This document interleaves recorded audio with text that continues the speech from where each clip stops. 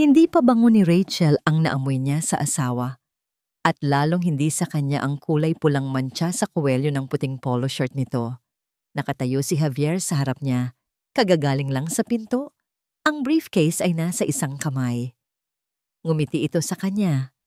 Ang ngiting dati ay nagpapatunaw sa kanyang puso. Ngunit ngayon, parang lason ang epekto nito. "I'm home, hon," sabi ni Javier at humalik sa kanyang labi. Malamig, mabilis. Parang isang obligasyon na kailangan na lang tapusin. Ramdam ni Rachel ang unti-unting paninigas ng kanyang buong katawan habang nakatitig sa mantsa. Isang perpektong bakas ng labi, hindi sa kanya. Ang lipstick na gamit niya ay laging nude o light pink.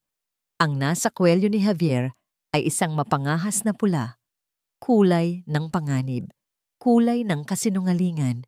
Kanina lang, ang puso niya ay puno ng pag-asa. Inihanda niya ang lahat para sa kanilang ika-5 anibersaryo. Ang paboritong kaldereta ni Javier ay mainit pa sa ibabaw ng mesa. Ang bote ng mamahaling alak na binuksan niya ay naghihintay. 2 kandila ang nagsasayaw sa gitna ng kanilang hapagkainan. Lumilikha ng anino sa mga petals ng rosas na isinaboy niya roon. Gusto niyang maging perpekto ang gabing ito. Gusto niyang bawiin ang mga nawawalang sandali, ang mga gabing umuuwi itong pagod, ang mga umagang umaalis itong nagmamadali.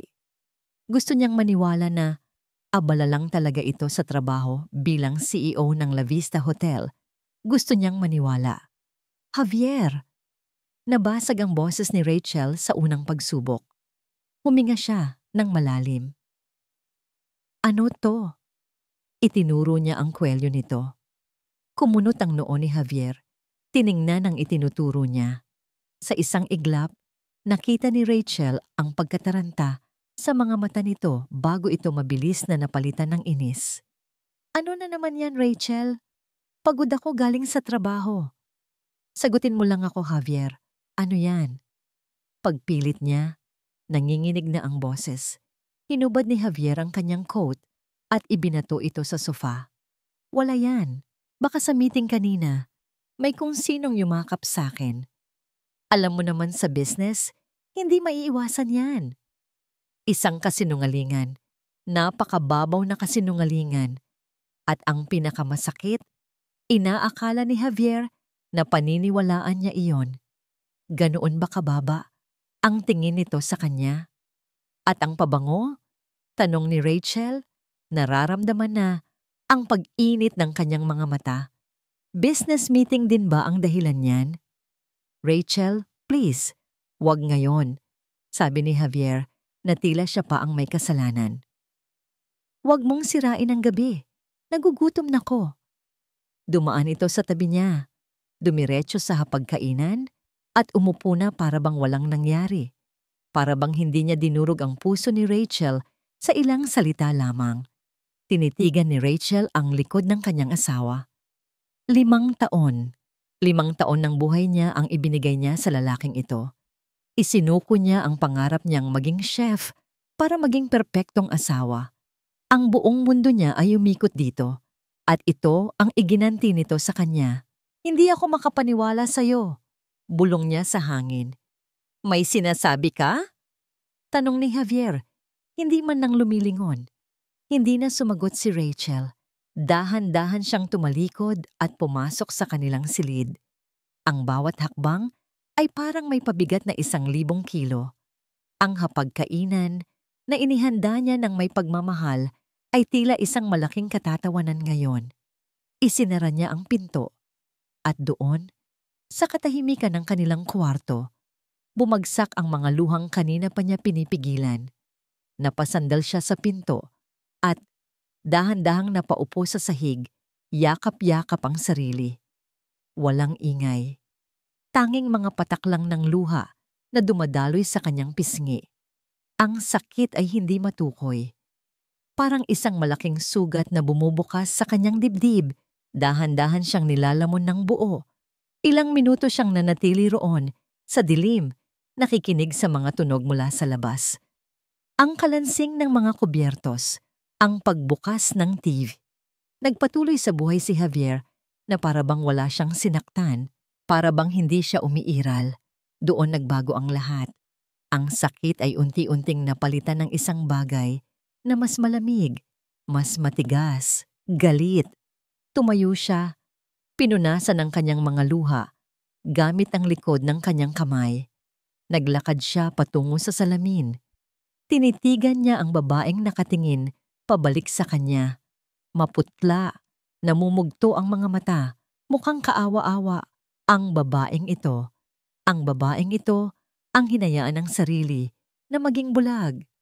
Ang babaeng ito, ang hinayaan ng sarili na lokohin.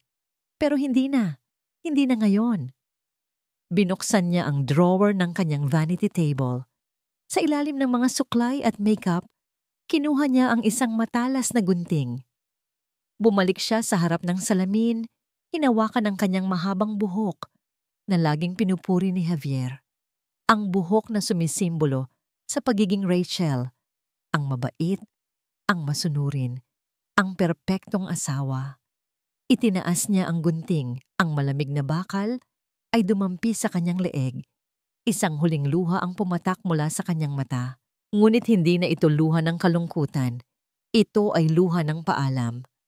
Para malaman ang katotohanan, bulong niya sa kanyang refleksyon, ang boses ay matatag at puno ng determinasyon na hindi niya alam na taglay pala niya. Kailangang mawala ni Rachel. Ang unang lagas ng buhok ay parang unang patak ng luha. Sunod-sunod, hindi na mapigilan. Nakatayo si Rachel sa harap ng salamin sa banyo ng isang maliit na apartment na inupahan niya. Malayo sa mansyon nila ni Javier, ang sahig na puti ay unti-unting tinatakpan ng itim niyang buhok. Bawat gupit ng gunting ay isang paalam. Paalam sa asawa ni Javier. Paalam sa babaeng 5 taon na nagpanggap na masaya. Gupit. Paalam sa mga hapong hinihintay siyang umuwi. Gupit. Paalam sa mga pangarap na binuo nilang dalawa. Nang matapos siya, halos hindi na niya makilala ang sarili. Ang dating alon-alon niyang buhok hanggang baywang ay isa ng magulo at maikling gupit lalaki. Kitang-kita ang kanyang leeg, ang kanyang panga. Tila mas lumabas ang tapang sa kanyang mga mata. Sunod, kinuha niya ang isang bagong bili na chest binder. Nahirapan siyang isuot ito. Masikip. Nakakasakal. Bawat paghinga niya ay isang paalala na siya ay nasa loob ng isang kasuotan na hindi para sa kanya. Ngunit kailangan ito para maitago ang huling bakas ng pagiging babae niya. Nagsuot siya ng isang maluwag na t-shirt at lumang maong. Tumingin siya ulit sa salamin. Wala na si Rachel. Ang nasa harap niya ay isang payat na lalaki na may malalaking mata na puno ng takot at determinasyon. Rico, bulong niya. Sinubukan niyang babaan ang kanyang boses, ngunit pumiyok lang ito. Umiwas siya ng tingin na puno ng hiya. Kinabukasan, ginugol niya ang buong araw sa panonood ng mga video kung paano maglakad, magsalita, at kumilos na parang lalaki. Inaral niya ang paglakad ng may bigat, hindi ang magaang paghakbang na nakasanayan niya. Pinilit niyang ibaba ang tono ng kanyang boses hanggang sa mamaga ang kanyang lalamunan. Tumayo siya ng diretso. Ang mga balikat ay nakaatras, tinatago ang anumang bakas ng lambot. Ang bawat kilos ay isang pagsubok. Ang bawat salita ay isang pag-arte. Gamit ang peking resume na ginawa niya sa tulong ng internet, nag-apply siya para sa pinakamababang posisyon sa La Vista Hotel, service crew. Ito ang pinakamadaling paraan para makapasok, para maging anino sa sarili niyang teritoryo. Ang araw ng interview ay isang impyerno. Nakaupo siya sa isang malamig na upuan sa labas ng HR office kasama ng iba pang mga aplikante, mga totoong lalaki na naghahanap ng totoong trabaho. Bawat isa sa kanila ay tila nagpapatingkad sa kanyang panlilinlang. Naramdaman niya ang pagpapawis ng kanyang mga kamay. Rico Santos? Tawag ng isang babae mula sa pinto. Tumayo si Rachel. Ang puso niya'y kumakabog ng malakas sa kanyang dibdib. Ako po, sagot niya. Sinisikap na gawing buo ang kanyang boses. Ang interview ay mabilis at formal. Mga tanong tungkol sa pekeng karanasan niya, sa pekeng dahilan kung bakit niya kailangan ng trabaho. Sinagot niya ang lahat, gamit ang mga linyang ilang gabi niyang pinag-aralan. Tila naniniwala naman ang HR manager.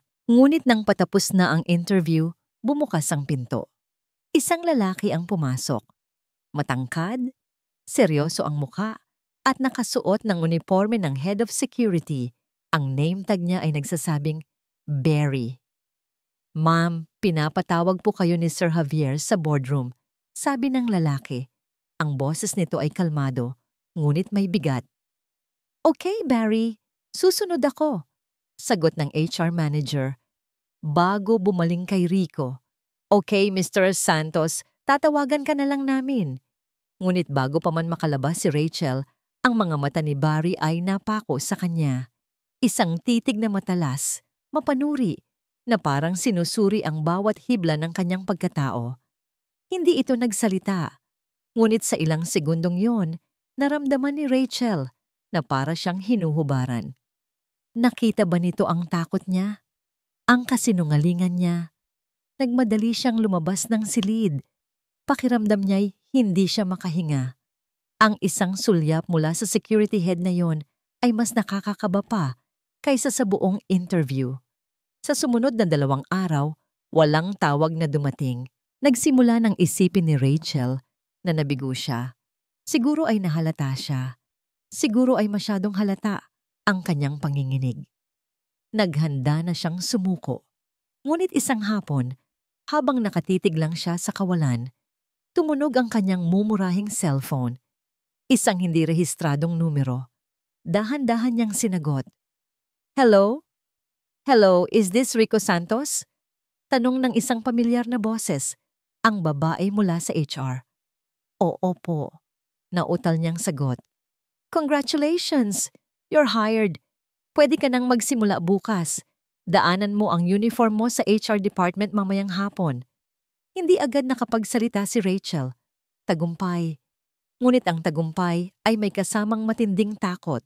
Nang hapong yon, suot ang kanyang pagbabalat kayo, pumasok siyang muli sa La Vista Hotel. Hindi bilang aplikante, kundi bilang isang empleyado. Inabutan sa kanya ang isang set ng uniforme, puting long sleeves, itim na vest at slacks.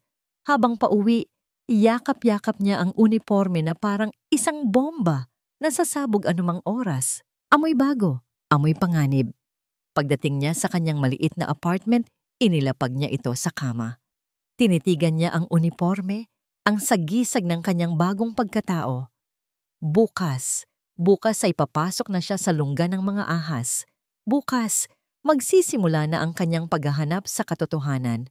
Wala nang atrasan. Ang locker room ng mga staff ay maingay at amoy pinaghalong pawis at murang pabango. Pakiramdam ni Rachel ay para siyang isang tupa na napasok sa kulungan ng mga lobo. Habang nagbibihis siya para sa kanyang unang araw bilang si Rico, pilit niyang iniiwasan ang tingin ng ibang mga lalaking service crew. Ang bawat halakhak, bawat biruan, ay parang isang patalim na tumutusok sa kanyang sikreto.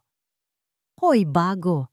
Tawag sa kanya ng isang mas matandang lalaki na may pangalang Lito sa name tag. Bilisan mo dyan. Magsisimula na ang lunch service. Ayaw ni Ma'am Veronica na may babagal-bagal. Ang pagkarinig sa pangalan ni Veronica ay nagpatigas sa panga ni Rachel. Opo, Mang Lito, sagot niya. Sinisikap na gawing natural ang lalim ng kanyang boses. Ang bigat ng chest binder ay patuloy na nagpapaalala sa kanya kung nasaan siya at kung ano ang ginagawa niya. Bawat paghinga ay isang pagsubok. Ang sahig ng restaurant ng La Vista ay isang larangan ng digmaan. Nagliliparan ang mga order, ang tunog ng mga kubyertos, ang bulungan ng mga bisita, ang sigaw ng mga chef mula sa kusina. Lahat ay nakakabingi. Para kay Rachel, na sanay sa tahimik na buhay bilang asawa ng CEO, ang lahat ng ito ay nakakalula. Sa unang oras, para siyang nawawala sa sarili. Laging may nakakabanggaan.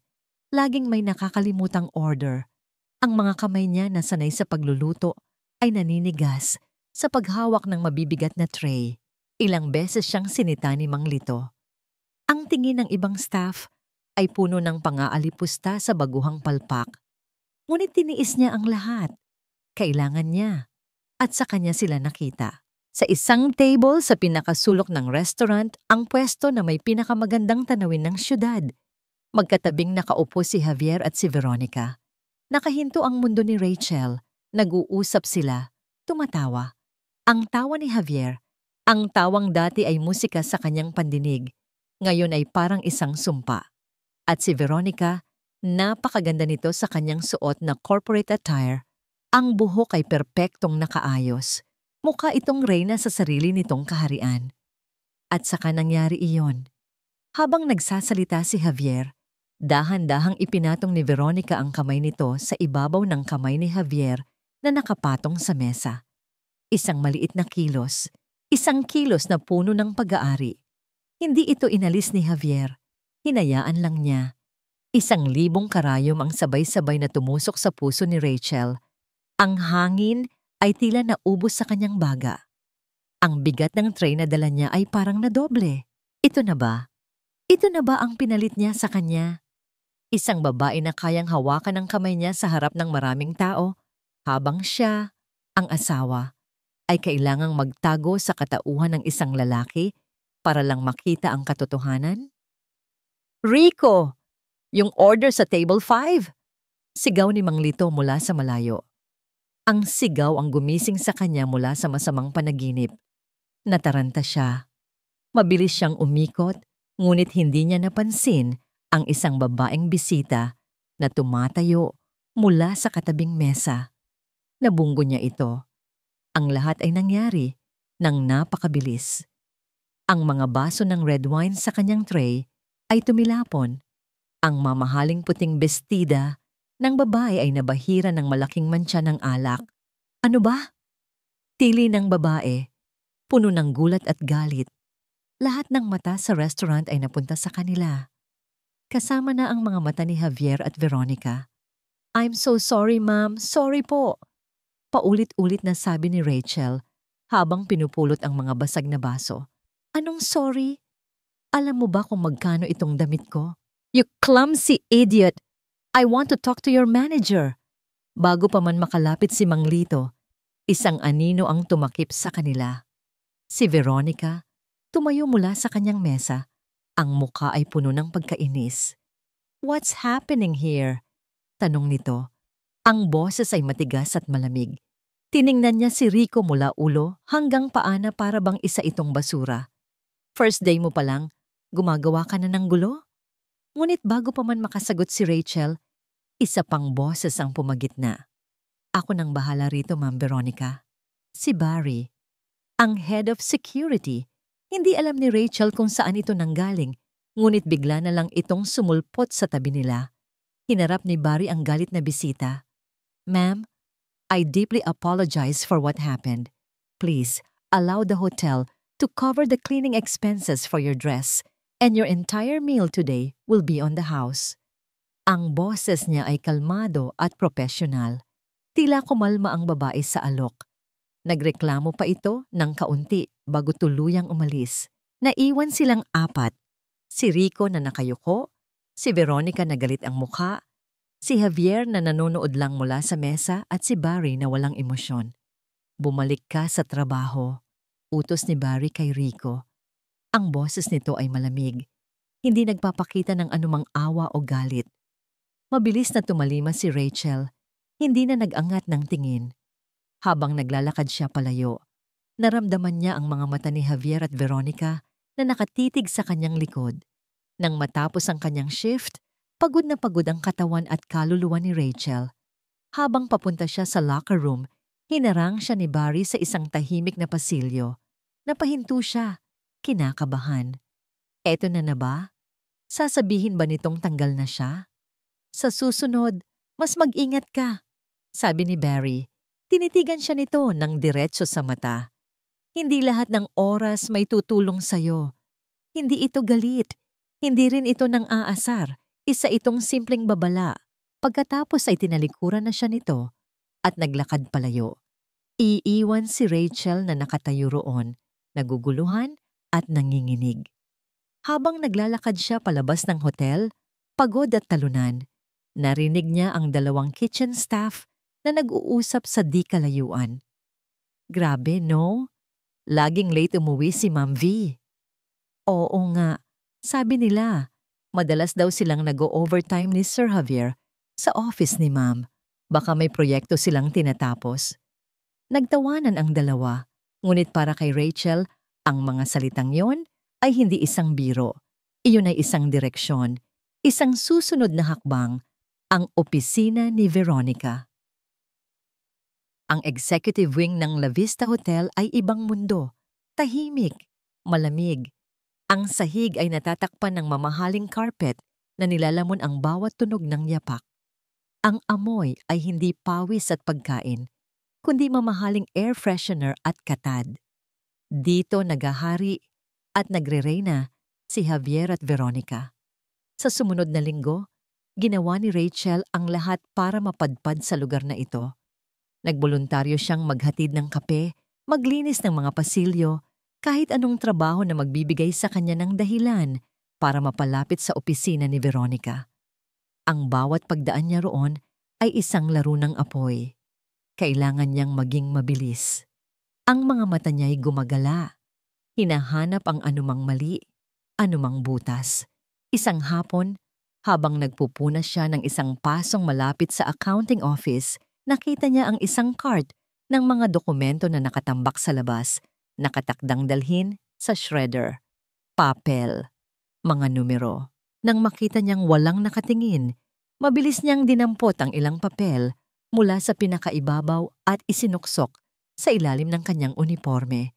Ang puso niya ay kumakarera. Ito ay pagnanakaw. Ngunit para sa katotohanan, gagawin niya ang lahat.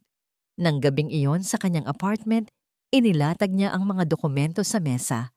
Karamihan ay mga lumang resibo at purchase orders, ngunit isang bagay ang nakaagaw ng kanyang pansin. Isang serye ng mga resibo para sa supply ng karne at alak mula sa isang kumpanyang hindi niya kilala. VJS Prime Goods. Ang mga presyo ay sobrang taas, halos doble sa karaniwang presyo sa merkado. At ang bawat resibo ay may pirma ng pag-apruba. Ang pirma ni Veronica. At sa ilalim nito, ang pirma ni Javier. Sinubukan niyang hanapin ang VJS Prime Goods sa internet. Walang resulta, walang website, walang address, walang rehistro ang negosyo. Para itong isang multo. Isang kumpanyang multo na binabayaran ng La Vista ng milyon-milyong piso. Hindi na lang ito tungkol sa isang halik o isang yakap. Ito ay mas malaki, mas madumi. Kinabukasan, mas naging mapangahas si Rico. Nagkunwari siyang may lilinisin sa labas mismo ng opisina ni Veronica. Ang pinto nito ay bahagyang nakaawang. Sumilip siya. Naroon si Veronica. Nakaupo sa kanyang malaking leather na upuan. May kausap sa telepono. Yes, of course, the funds will be transferred by Friday, sabi ni Veronica sa malambing na boses. Just make sure everything is ready on your end. Okay, I miss you too. Nang ibaba nito ang telepono, ang malambing na ekspresyon ay biglang nawala. Napalitan ng isang malamig at kalkuladong ngiti. Sino ang kausap nito? Si Javier ba? O may iba pa? Biglang bumukas ng tuluyan ng pinto. Si Veronica ay nakatayo roon, nakatingin ng masama kay Rico. Anong ginagawa mo rito? Tanong nito. Ang boses ay matalas. Hindi ba't sinabi ko nang bawal ang mga service crew sa area na ito, maliban na lang kung may utos? Pasensya na po, ma'am. Nagmamadaling sagot ni Rachel, yumuko. Pinapalinis lang po itong hallway. Tinitigan siya ni Veronica mula ulo hanggang paa. Ang mga mata ay puno ng pagdududa. May kung anong hindi ako gusto sa'yo, sabi nito. Isang maling galaw mo pa. Sisiguraduhin kong hindi ka na makakatapak sa hotel na ito kahit kailan. Tumalikod ito at pabalang na isinara ang pinto. Naiwan si Rachel na nanginginig sa pasilyo. Ang takot ay gumapang sa kanyang likod. Nahahalata na ba siya? Nagpa siya siyang kailangan niya ng mas matibay na ebidensya. Kailangan niyang makapasok sa opisina ni Veronica. Pero paano? Kinagabihan, naglakas loob siyang gamitin ang isa sa mga computer sa staff lounge. Sinubukan niyang i-access ang public records ng hotel, naghahanap ng anumang impormasyon tungkol sa VJS Prime Good. Habang nagtatype siya, isang anino ang biglang tumayo sa kanyang likuran. Napalingon siya, handang isara ang bintana ng browser. Si Barry. Nakatayo ito roon. Ang mga mata ay nakatuon hindi sa kanya, kundi sa screen ng computer. Nakita nito ang pangalan ng VJS Prime Goods. Nakita nito ang kanyang ginagawa. Walang nagsalita. Ang tanging maririnig ay ang ugong ng computer. Inaasahan ni Rachel na sisigawan siya nito. Tatawagin ng ibang gwardiya. Tatanggalin siya sa trabaho. Ngunit wala itong ginawa. Tinitigan lang siya ni Barry ng ilang segundo. Isang tingin na hindi niya mabasa. Hindi galit, hindi pagtataka, kundi isang bagay na mas malalim. Pagkatapos, walang anumang salita. Tumalikod ito at naglakad palayo. Nawala sa dilim ng pasilyo. Iniwan nito si Rachel na nakaupo roon, mas takot pa kaysa dati. Bakit wala itong ginawa? Nang gabing iyon, habang papauwi na siya, tumunog ang kanyang cellphone. Isang text message mula sa isang hindi pamilyar na numero. Binuksan niya ito, nanginginig ang mga kamay. Isang maikling mensahe lang ang nakasulat. Mag-ingat ka, mapanganib ang ginagawa mo. Ang text message ay parang isang multo na bumuntot kay Rachel sa sumunod na mga araw. Sino ang nagpadala noon? Si Barry ba? Sinusubukan ba siyang takutin o binabalaan? Ang bawat anino sa pasilyo, bawat sulyap mula sa ibang empleyado ay tila isang banta. Ang pagiging si Rico ay hindi na lang isang pagbabalat kayo. Ito ay isang hawla na unti-unting sumisikip. Sa gitna ng kanyang pag-iingat, isang bulong-bulungan ang nagsimulang kumalat sa hotel na parang apoy. Nakita mo ba si Ma'am V kanina? Parang nahihilo. Oo nga, sabi nung taga-kitchen, nagsusuka raw kaninang umaga. Baka pagod lang. O baka naman may laman na? Nagtawanan ang mga nag-uusap. Ngunit para kay Rachel, ang mga salitang iyon ay hindi biro. Ang mga ito ay parang mga pako na ibinabaon sa kanyang dibdib. Hindi maaari. Pinilit niyang iwaksi ang mga ito. Mga tsismis lang, gawa-gawa ng mga taong walang magawa. Ngunit ang takot ay nagsimula nang mag-ugat sa kanyang isipan, lumalaki sa bawat oras na lumilipas. Isang hapon, habang nag-aayos siya ng mga gamit sa isang maliit na function room, narinig niya ang boses ni Javier sa labas. Agad siyang nagtago sa likod ng isang kurtina. Pumasok si Javier, kasunod si Veronica. Sinarado ni Javier ang pinto. Nasa iisang silid siya, kasama ng 2 taong sumira sa buhay niya. Ano ba kasing problema? Bakit kailangan nating mag-usap dito? Tanong ni Javier, bakas ang inis sa boses. Dahil ayokong may makarinig, sagot ni Veronica. Ang boses ay mahina, ngunit matatag. Javier, ilang araw na akong nahihilo. Hindi na rin ako dinadatnan. Natahimik si Javier. Sa siwang ng kurtina, nakita ni Rachel ang pagbabago sa mukha ng kanyang asawa. Mula sa inis, napalitan ito ng gulat. At pagkatapos ay isang emosyon na hindi niya matukoy. Anong ibig mong sabihin? Tanong ni Javier. Huminga ng malalim si Veronica. Tumingin ito nang diretso sa mga mata ni Javier, isang tingin na puno ng kahulugan. Nagpa-check up ako kaninang umaga. Isang sandaling katahimikan na parang walang hanggan. At saka binitiwan ni Veronica ang mga salitang gigiba sa natitirang pag-asa ni Rachel. Buntis ako, Javier. Magkakaanak na tayo. Ang mga salita ay parang isang bomba na sumabog sa loob ng tahimik na silid. Para kay Rachel, Ang pagsabog ay nasa loob ng kanyang dibdib. Hindi siya makahinga. Ang mga tunog sa paligid niya ay biglang nawala. Ang nakikita lang niya ay ang reaksyon ni Javier. Ang paglaki ng mga mata nito, ang dahan-dahang pagguhit ng isang nangiti sa mga labi nito. Isang nangiti ng kagalakan, tagumpay. "Si- Sigurado ka ba dyan?" tanong ni Javier. "Oo," sagot ni Veronica. Ngumiti na rin. 2 months. Nilapitan ni Javier si Veronica at niyakap ito ng mahigpit. Isang yakap na puno ng saya. Isang yakap na hindi na natikman ni Rachel mula rito sa loob ng maraming taon. "Magkakaanak na tayo," bulong ni Javier, halos mangiyak-ngiyak. Tapos na. Iyon ang tanging salitang umaling-aungaw sa isip ni Rachel. Tapos na ang laro. Anong laban niya ngayon? Anong silbi ng mga pekeng resibo? Anong kwenta ng pagpapanggap niya bilang si Rico? May anak na sila. Isang sandata na hindi niya kayang talunin. Isang tali na magbubuklod sa kanila magpakailanman. Naghintay siyang makaalis ang dalawa bago siya gumapang palabas mula sa likod ng kurtina. Ang mga tuhod niya ay nanghihina. Sumuray siya palabas ng silid. Ang paningin ay nanlalabo dahil sa mga luhang nagbabadyang tumulo. Hindi niya alam kung saan siya pupunta. Naglakad lang siya ng naglakad hanggang sa marating niya ang isang CR ng mga staff. Pumasok siya sa isang cubicle, nilak ang pinto at sumuka sa inidoro. Walang lumabas kundi apdo. Ang pait nito ay kasing pait ng katotohanang natuklasan niya. Pagkatapos ng ilang minuto, nanginginig siyang lumabas ng cubicle. Humantong siya sa harap ng salamin.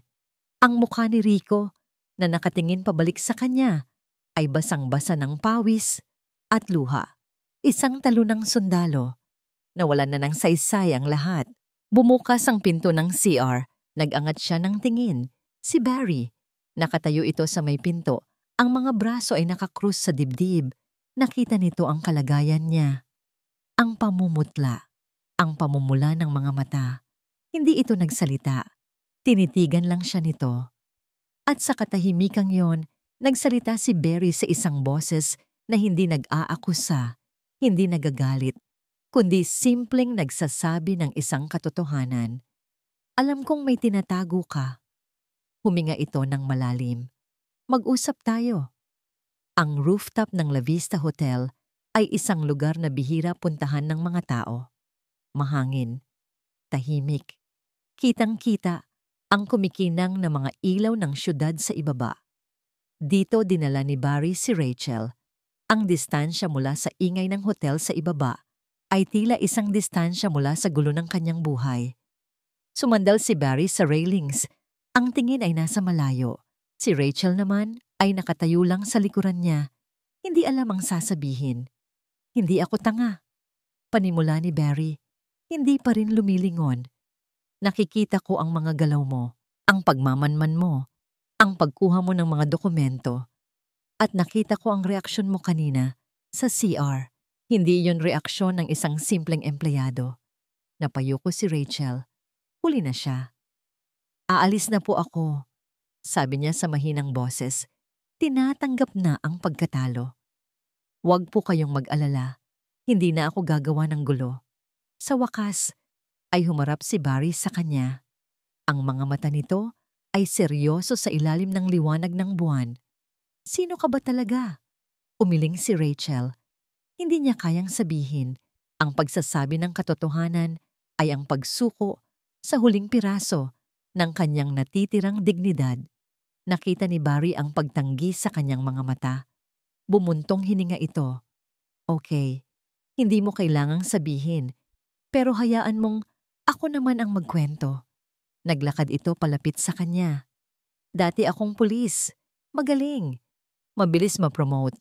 Akala ko, nasa akin na ang lahat. May magandang trabaho. May fiancé. Pulis din. Pakakasalan ko na sana." Isang anino ng sakit ang dumaan sa mga mata ni Barry.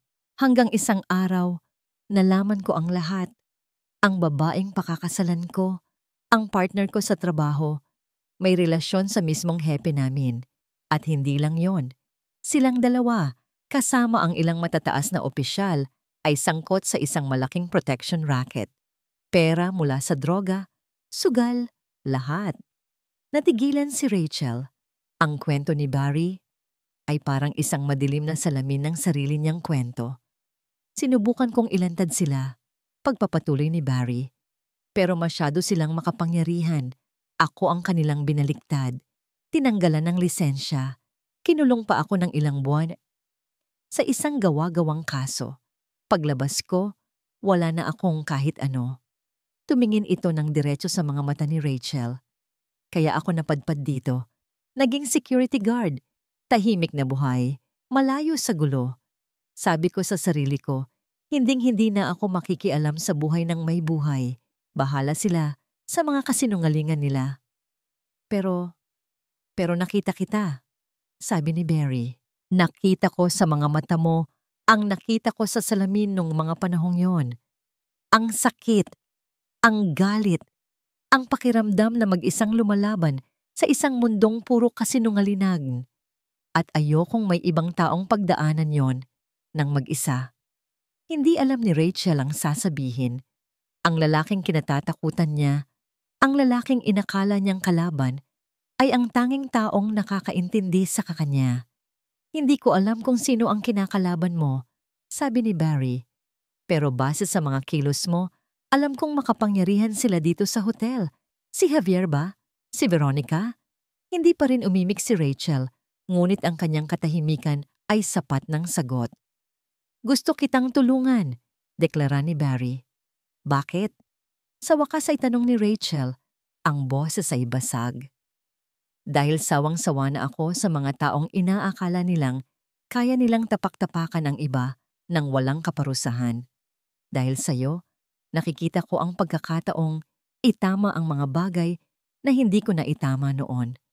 Sa unang pagkakataon sa loob ng napakatagal na panahon, naramdaman ni Rachel ang isang bagay na halos nakalimutan na niya.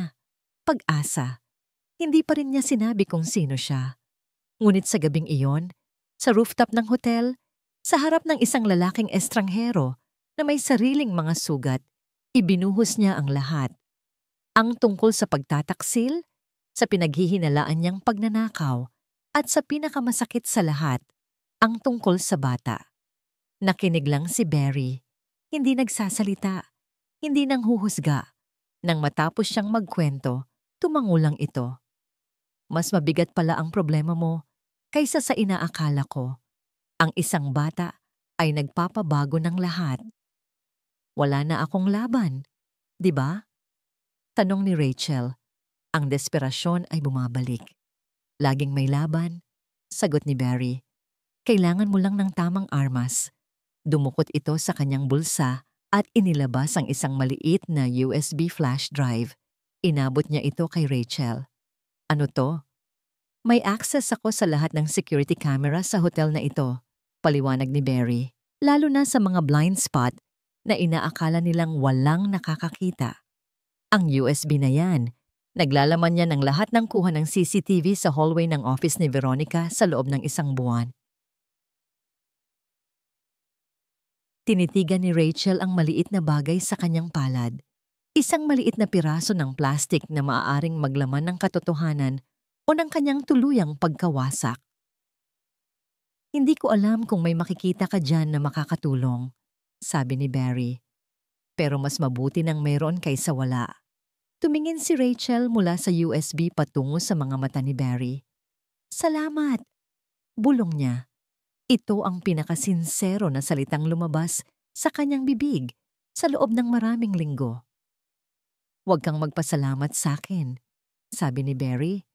Hanapin mo ang katotohanan at kapag nahanap mo na, siguruhin mong pagbabayaran nila ang lahat.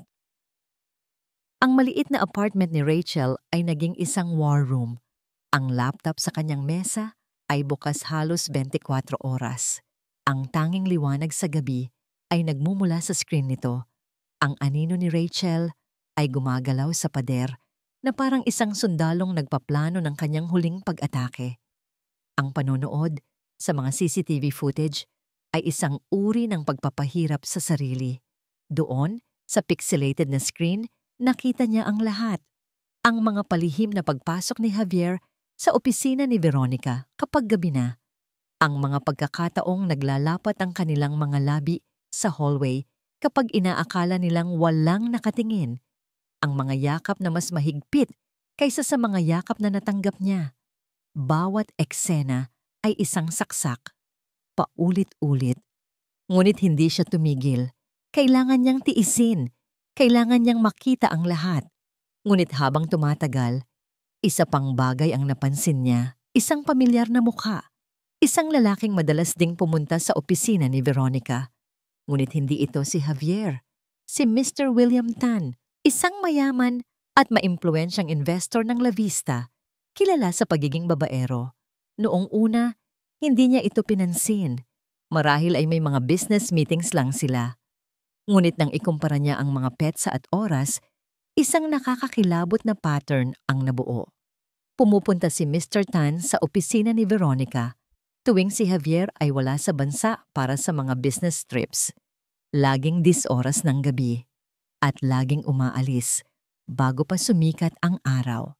Isang gabi, habang nanonood siya, nakita niyang lumabas si Veronica sa opisina kasama si Mr. Tan. Bago sila maghiwalay sa dulo ng hallway, mabilis na hinalikan ni Mr. Tan si Veronica sa labi. Isang halik na ginantihan nito. Napatakip ng bibig si Rachel. Niloloko ni Veronica si Javier. Ang babaeng nagdadala ng anak ng kanyang asawa ay niloloko rin ito. Ang sitwasyon ay mas komplikado at mas madumi kaysa sa kanyang inaakala. Ngunit para saan? Ano ang plano ni Veronica? Isang gabi, habang nasa kalagitnaan siya ng kanyang shift, nag-vibrate ang kanyang cellphone. Isang mensahe mula kay Barry. Bukas ang linya, makinig ka. Sa tulong ni Barry, nagawa nilang maglagay ng isang maliit na listening device. Isang bag malapit sa pinto ng opisina ni Veronica. Hindi perpekto, ngunit sapat na para marinig ang mga pag-uusap sa loob kung medyo malakas. At ngayon, live niyang naririnig ang nangyayari sa loob sa pamamagitan ng kanyang cellphone at isang maliit na earphone na nakatago sa ilalim ng kanyang buhok. Narinig niya ang boses ni Javier, puno ng stress. Hindi ko maintindihan, Veronica. Saan napupunta ang pera? The quarterly reports are a mess. May malaking butas sa budget ng F&B department. Narinig niya ang tawa ni Veronica. Isang tawang malamig at nang-aasar. Relax, Javier. Nag-invest lang ako sa ilang mga bagay. Para sa kinabukasan natin. Para sa magiging anak natin. Anong klaseng investment yan na hindi ko alam? Giit ni Javier. At bakit parang mas malaki pa yata ang gastos mo sa mga designer bag kaysa sa sahod mo? Isang sandaling katahimikan. At saka nagsalita si Veronica. Ang boses ay puno ng lason. Bakit natatakot ka ba? Anong ibig mong sabihin? Natatakot ka bang hindi mo mapapakain ang anak mo? May pag-aalinlangan sa boses ni Javier. Sa syempre hindi. Anak ko yan. Gagawin ko ang lahat para sa kanya. At doon, binitiwan ni Veronica ang mga salitang tuluyang wawasak hindi lang sa puso ni Javier, kundi sa buong pundasyon ng kanilang kasinungalingan. Talaga? Tanong ni Veronica. Ang boses ay isang matamis na lason. Sigurado ka bang kaya mong buhayin ang anak namin ni William? Katahimikan. Isang nakabibinging katahimikan. Maging si Rachel, na nakikinig mula sa malayo, ay napatigil sa paghinga. Narinig niya ang isang malakas na kalabog na parang may bagay na ibinato o tinumba. Anong sinabi mo? Narinig ni Rachel ang boses ni Javier, basag at puno ng hindi makapaniwalang sakit. Ang bingi mo naman, mahal ko, sagot ni Veronica. Ang batang dinadala ko ay hindi sayo, kay William Tan, mas mayaman, mas makapangyarihan, at hindi kasing tanga mo na basta-basta na lang naniniwala sa lahat ng sinasabi ko. Pero, bakit? Bulong ni Javier. Simple lang. Ginamit kita, Javier, Ginamit kita para makapasok dito, para makuha ang posisyon ko. At ngayon, gagamitin ko ang batang ito para makuha ang share mo sa hotel. Kapag nalaman ng pamilya mo na magkakaanak ka sa labas, ibibigay nila sa iyo ang lahat para manahimik ako at kapag nakuha ko na ang pera, paalam. Si Javier ay isang tulay lang pala, isang kasangkapan. Ang lalaking nagwasak sa mundo ni Rachel ay winasak din ng babaeng pinagkatiwalaan nito. Narinig ni Rachel ang isang tunog ng pagsampal, sinundan ng iyak ni Veronica. Huwag na huwag mo akong sasaktan, Javier. Oras na malaman ni William to, patay ka. Pinatay ni Rachel ang tawag. Ang kanyang mga kamay ay nanginginig, ngunit hindi sa takot. Hindi sa sakit. Ang buong katawan niya ay nanginginig sa galit. Isang dalisay, nag-aapoy at nakakalamon na galit. Tumingala siya. Ang mga luha ay tumutulo mula sa kanyang mga mata. Ngunit ang kanyang mukha ay matigas na parang bato. Ang paghihirap niya bilang si Rico, ang mga gabing walang tulog, ang bawat patak ng luha, lahat ay may dahilan na ngayon. Hindi na ito tungkol sa pagbawi sa isang asawang manloloko. Ito ay tungkol sa pagpapabagsak sa isang kaharian na binuo sa kasinungalingan. Itinaas niya ang kanyang cellphone at nag-type ng mensahe para kay Barry. Nasa akin na ang lahat. Tumayo siya. Ang bawat hibla ng kanyang pagkatao ay sumisigaw ng isang bagay, paghihiganti. Oras na para maningil. Ang galit ay isang pambihirang panggatong. Sa sumunod na 2 linggo, si Rachel ay kumilos na parang isang bagyo na nag-iipon ng lakas. Wala ng luha, wala ng pag-aalinlangan. Ang bawat kilos niya ay may layunin. Ang bawat pag-iisip niya ay matalas na parang isang patalim. Ang apartment niya, na dati isang silid ng kalungkutan, ay naging headquarters nila ni Barry. So ito ang plano, sabi ni Rachel. Ang boses ay kalmado at kontrolado. Nakatayo siya sa harap ng isang puting board kung saan nakasulat ang mga detalye ng kanilang operasyon. Si Barry ay nakaupo sa tapat niya, seryosong nakikinig, na parang isang general na tumatanggap ng utos mula sa kanyang komandante. Ang 20th anniversary gala ng La Vista ay sa Biyernes ng susunod na linggo.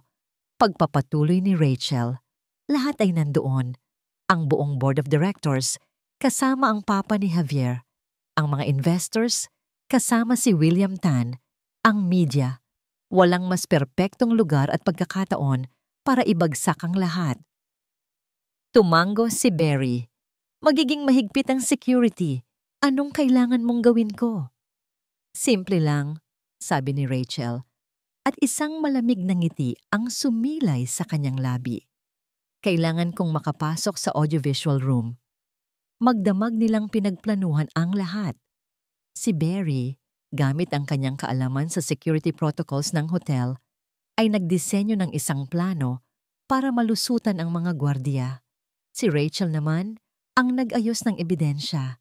Pinagsama-sama niya ang lahat sa isang nakamamatay na presentasyon.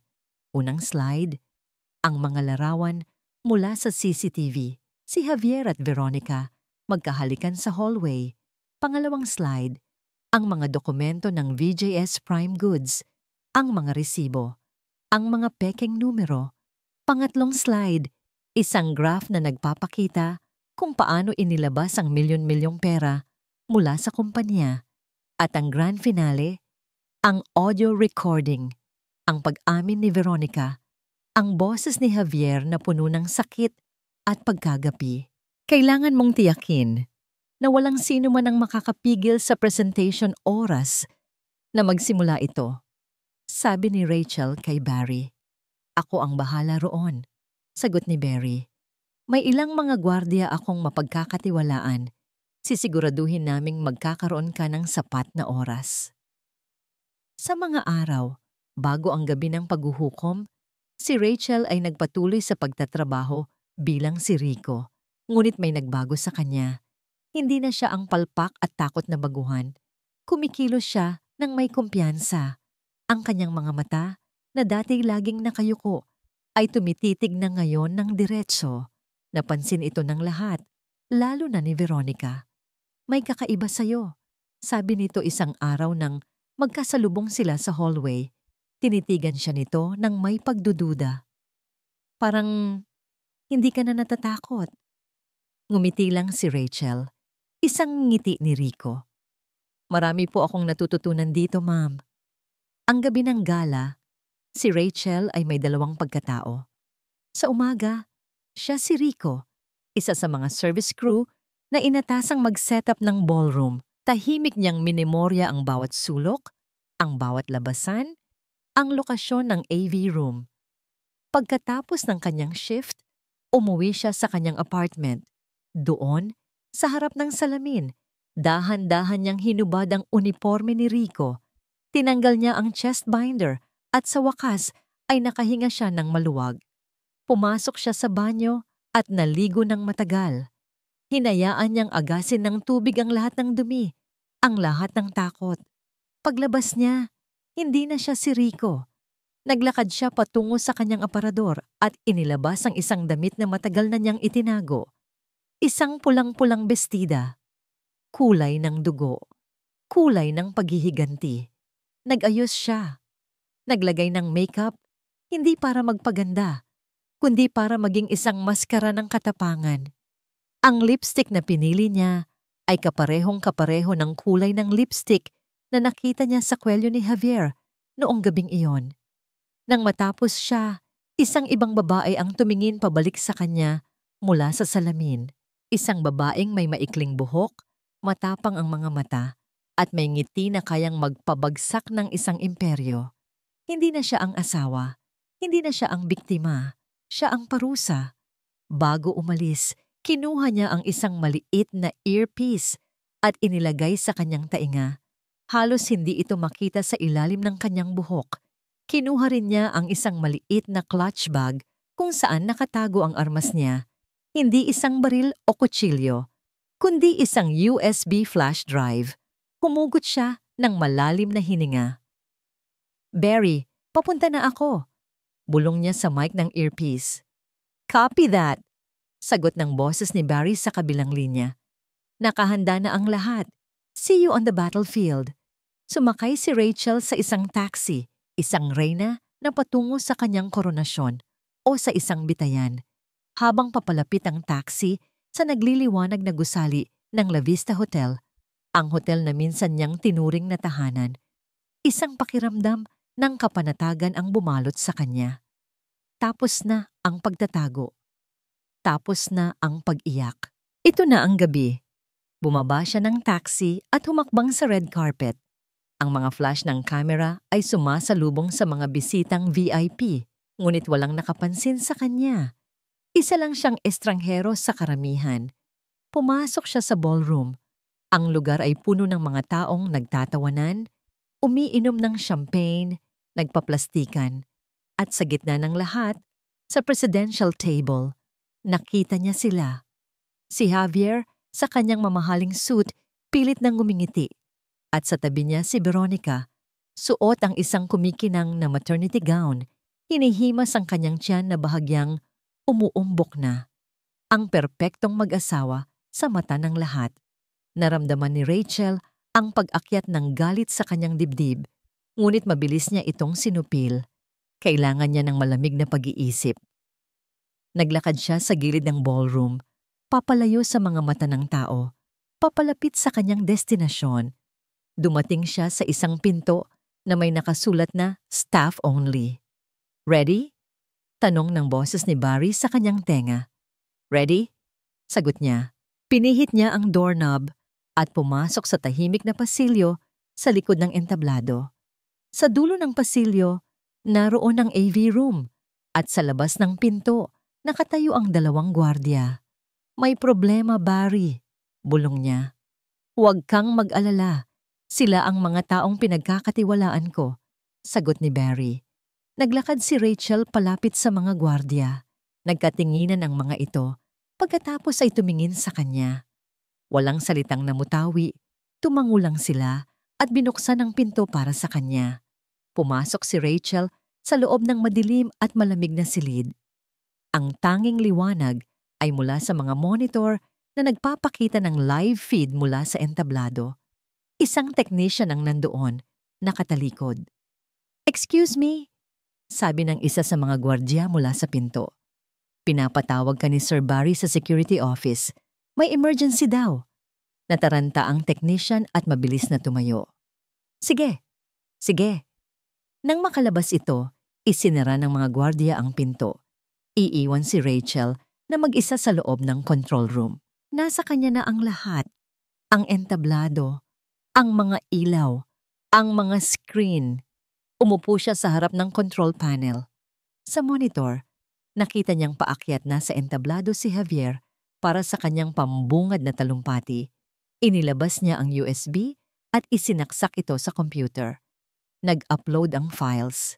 Sa kanyang earpiece, narinig niya ang boses ni Javier na nagsisimulang magsalita.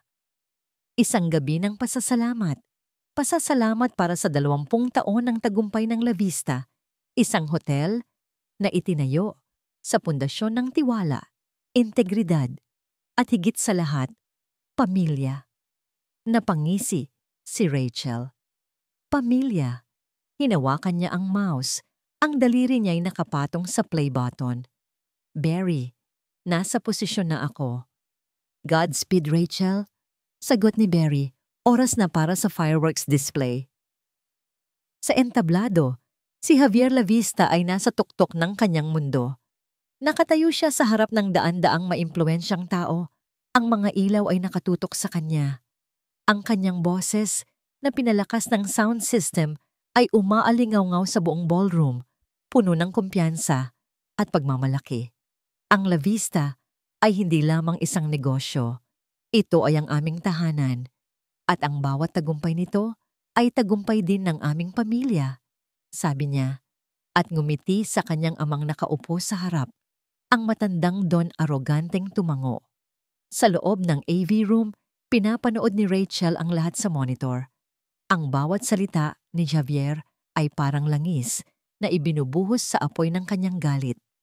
Tumingin siya sa isa pang monitor na nagpapakita sa audience. Nakita niya si Veronica, buong pagmamalaking nakatingin kay Javier, hinihimas ang tiyan na naglalaman ng pinakamalaki nilang kasinungalingan. "Tapusin mo na yan, Javier," bulong ni Rachel sa kanyang sarili. "Ibigay mo na sa akin ang hudyat." Tila narinig siya nito. Itinaas ni Javier ang kanyang kopita. "Kaya't isang pagpupugay para sa La Vista at para sa pamilya." Iyon na iyon. Sa isang pagpindot ng mouse, pinatay ni Rachel ang mikropono ni Javier. Biglang natahimik ang buong ballroom. Nagpatuloy sa pagsasalita si Javier, ngunit walang nang boses na lumalabas. Kumunot ang noo niya, tiningnan ang mikropono, at saka nagsimula ang palabas. Ang dambuhalang LED screen sa likod ni Javier na kanina lang ay nagpapakita ng logo ng La Vista ay biglang naging itim. Pagkatapos, isang imahe ang lumabas, isang larawan na kuha mula sa CCTV, malabo pero malinaw. Si Javier at si Veronica magkahalikan sa isang madilim na hallway ng hotel. Isang kolektibong hininga ng gulat ang narinig mula sa mga manonood. Nagsimula ang bulong-bulungan. Si Javier ay natigilan sa entablado, ang muka ay namutla. Si Veronica, sa kanyang upuan, ay nanlaki ang mga mata sa pagkabigla. Hindi pa tapos si Rachel. Click. Sumunod na lumabas ang mga dokumento. Ang mga resibo mula sa VJS Prime Goods. Ang mga bank statement na nagpapakita ng paglipat ng milyon-milyong piso sa isang offshore account. Ang bulungan ay naging ingay. Ang mga tao ay nagsimulang magtayuan, nagtuturuan. Ang ama ni Javier, si Don Alejandro, ay napatayo. Ang mukha ay puno ng galit at pagkalito. Click! At saka tumunog ang audio. Ang boses ni Veronica, malinaw at matalas, ay pumuno sa buong ballroom. "Buntis ako, Javier. Magkakaanak na tayo."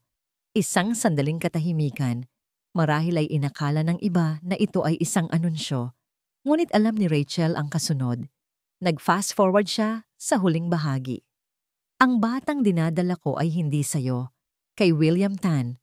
Ang camera ng AV room ay nakatutok sa audience. Nakita ni Rachel ang mukha ni William Tan. Ang bilyonaryong investor ay napatayo. Ang mukha ay pula sa galit at kahihiyan. Ang asawa nito sa tabi niya ay napatingin dito na parang hindi makapaniwala. Gumuho na ang mundo sa loob ng ballroom. At saka, sa gitna ng kaguluhan, isang spotlight ang bumukas sa isang gilid ng entablado. Mula sa dilim, lumabas si Rachel. Suot ang kanyang pulang bestida, ang maikling buhok ay ayos na ayos. Naglakad siya papalapit sa gitna ng entablado na may dalang mikropono. Ang lahat ng ingay ay biglang namatay. Lahat ng mata ay napunta sa kanya.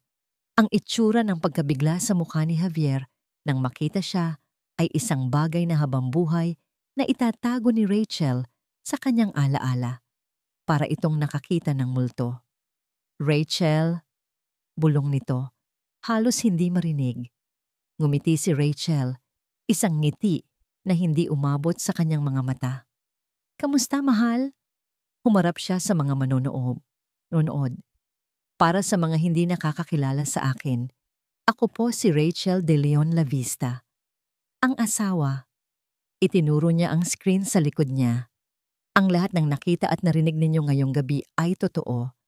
Ang pagnanakaw, ang pagtataksil, ang panloloko. Naglakad siya palapit kay Javier na ngayon ay parang isang estatwa na hindi makagalaw. Tinitigan niya ito ng diretso sa mata. Ang dating pagmamahal na nakikita niya roon ay napalitan ng takot. 5 taon, Javier. 5 taon kong ibinigay ang lahat sa'yo. At ito ang isinukli mo. Humarap siya kay Veronica, na ngayon ay umiiyak na sa kanyang upuan. Tinatakpan ang kanyang mukha. At ikaw, sabi ni Rachel, ang boses ay puno ng pagkasuklam. Sana'y mahanap mo ang kaligayahan sa mga perang ninakaw mo. Ibinalik niya ang tingin kay Javier. Itinaas niya ang kanyang kamay at dahan-dahang hinaplos ang pisngi nito na parang isang huling paalam. Happy anniversary, Javier! Bulong niya sa mikropono para marinig ng lahat. At saka siya tumalikod. Sa hudyat na yon, bumukas ang mga pinto ng ballroom. Pumasok ang mga pulis, kasama si Barry na seryosong nagtuturo. Ang mga reporter na nasa labas ay nagkagulo. Nagsiksikan papasok. Ang mga kamera nila ay kumikislap na parang kidlat. Nagsimula ang kaguluhan. May sumisigaw. May umiiyak. May nag-aaway. Si Veronica ay sinubukang tumakbo. Ngunit hinarang siya ng mga gwardiya ni Barry. Si William Tan ay galit na sumisigaw sa mga tauhan niya. At si Don Alejandro, ang matandang La Vista, ay napahawak sa kanyang dibdib at bumagsak sa sahig. Walang malay. Naglalakad si Rachel palayo sa lahat ng iyon. Palayo sa entablado, palayo sa kaguluhan. Dinaanan niya ang nagkakagulong mga tao na parang isang reynang naglalakad sa mga guho ng kahariang winasak niya. Walang pumigil sa kanya. Walang kumausap sa kanya. Habang papalabas siya ng ballroom, sa gitna ng mga flash ng kamera at sigawan, ang huling nakita niya ay ang mukha ni Javier. Nakaluhod sa entablado, wasak, talunan, mag-isa. Sa wakas, natapos na. Lumipas ang 6 na buwan. Ang eskandalo ng La Vista ay naging pambansang balita sa loob ng ilang linggo. Bago ito unti-unting napalitan ng mga bagong tsismis at kontrobersya. Para kay Rachel, ang 6 na buwan na yon ay isang mahabang proseso ng paggaling. Ang pagbagsak ng imperyo ng La Vista ay mabilis at brutal. Si Javier at Veronica ay kinasuhan ng qualified theft at estafa. Dahil sa bigat ng ebidensya, wala silang nagawa kundi umamin. Si Javier, dahil sa impluwensya ng kanyang pamilya, ay nakakuha ng mas magaan na sentensya. Ngunit ang kanyang pangalan at reputasyon ay durog na. Si Veronica ay nanganak sa loob ng kulungan. Ang ama ng bata, si William Tan, ay hindi na kailanman nagpakita. Ang annulment ni na Rachel at Javier ay mabilis na naaprubahan. Sa korte, sa huling pagkakataon na nakita niya ito, si Javier ay isang anino na lang ng dating CEO na kinilala niya. Payat, maputla, ang mga mata ay walang buhay. Hindi ito tumingin sa kanya. Bilang bahagi ng kasunduan, nakatanggap si Rachel ng malaking halaga. Sapat para mabuhay siya ng komportable habang buhay. Ngunit hindi niya iyon ginusto. Isang umaga, pumirma siya ng mga tseke. Ibinigay niya ang malaking bahagi ng pera sa isang foundation na tumutulong sa mga babaeng biktima ng pang-aabuso. Ang natitira ay inilagay niya sa bangko. Ang mansyon, ang mga alahas, ang mga designer na gamit, ipinagbili niya lahat. Ang tanging dinala niya ay isang maleta ng mga simpleng damit at ang kanyang sarili. Naglakbay siya papunta sa isang maliit at tahimik na bayan sa tabi ng dagat. Isang lugar kung saan walang nakakakilala sa kanya bilang si Rachel Lavista. Dito, ginamit niya ang kanyang pangarap na matagal nang nakalimutan. Nagbukas siya ng isang maliit na coffee shop. Bagong Umaga Cafe. Ang cafe ay simple lang. Ilang mga lamesang gawa sa kahoy, mga halamang nakasabit sa bintana, at ang amoy ng bagong timplang kape at bagong lutong tinapay. Dito, siya lang si Rachel, ang babaeng laging nakangiti habang naghahain ng kape. Ang babaeng masarap mag-bake ng pandesal. Isang hapon, habang nagpupunas siya ng mesa, isang pamilyar na anino ang tumakip sa sikat ng araw mula sa pinto. Nagangat siya ng tingin. Si Barry, nakatayo ito roon, hindi na suot ang uniforme ng security head, kundi isang simpleng polo shirt at maong. May dala itong isang maliit na travel bag. Akala ko ba, magaling kang magtago? Sabi ni Barry. Isang maliit na ngiti ang gumuhit sa kanyang mga labi. Napangiti rin si Rachel. Isang tunay, magaang na ngiti. Akala ko ba, magaling kang security expert? Bakit ngayon mo lang ako nahanap? Nagbigay lang ako ng espasyo, sagot ni Barry. Naglalakad palapit sa counter. Espasyo para huminga. Espasyo para magsimula ulit. Anong ginagawa mo rito? Tanong ni Rachel. Nag-resign na ako sa La Vista, sabi ni Barry. Wala nang dahilan para manatili doon. Naisip ko, baka kailangan mo ng isang security guard dito sa cafe mo o baka isang tagahugas ng pinggan. Nagtawanan sila. Isang tawa na malinis, walang bigat, walang kasinungalingan. Nagtimpla si Rachel ng 2 tasa ng kape. Umupo sila sa isang mesa sa labas ng cafe kung saan tanaw nila ang asul na dagat at naririnig ang alon. Nagkwentuhan sila tungkol sa mga nangyari, tungkol sa hinaharap. Hindi na bilang si Rico at ang kanyang amo, kundi bilang si Rachel at si Barry. 2 taong sinaktan ng nakaraan, ngunit hindi nagpatalo. Salamat, Barry, sabi ni Rachel habang pinapanood ang paglubog ng araw. Sa lahat. Wala yon, sagot ni Barry. Tumingin ito sa kanya. Ang mga mata ay puno ng isang bagay na mas malalim pa sa pagkakaibigan. Ikaw ang gumawa ng lahat. Ipinakita mo sa akin na kahit gaano kadilim, laging may pag-asang lumaban. Natahimik sila, ninanamnamang sandali. Ang hangin mula sa dagat ay sariwa. Ang papalubog na araw ay nagpinta ng kulay kahel at rosas sa kalangitan. Rachel, sabi ni Barry, binasag ang katahimikan. Pwede ba akong manatili ng medyo mas matagal? Tumingin si Rachel kay Barry. Sa mga mata nito, nakita niya hindi lang ang isang kaibigan, kundi isang pangako. Isang pangako ng isang bagong simula, isang pag-ibig na hindi itinayo sa kasinungalingan, kundi sa respeto, pag-unawa at katotohanan. Hinawakan niya ang kamay nito na nakapatong sa mesa. Mainit. Totoo. Oo naman, sagot niya. Ang puso ay puno ng kapayapaan. Sa unang pagkakataon, sa loob ng napakatagal na panahon, magkahawak kamay nilang pinanood ang tuluyang paglubog ng araw sa abot-tanaw. isang pagtatapos. At kasabay nito, isang magandang simula. Ang kanilang kwento ay ngayon pa lang talaga nagsisimula.